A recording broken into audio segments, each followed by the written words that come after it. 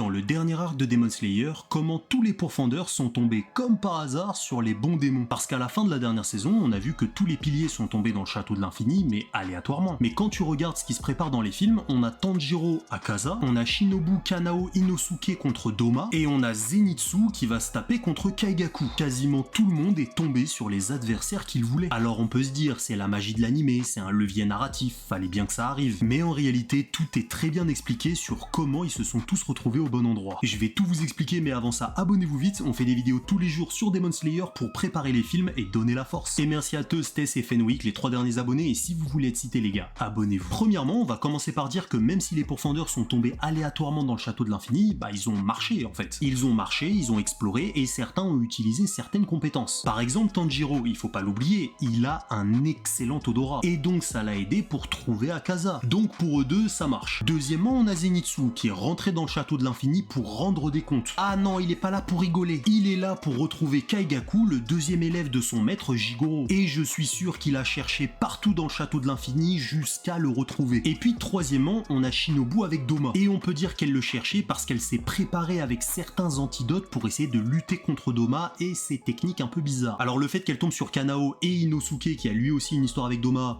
ça ok, c'est facile. Et puis on a tous les autres, Gyomei, Sanemi, Muichiro, qui vont tomber sur le plus problématique. Force à eux.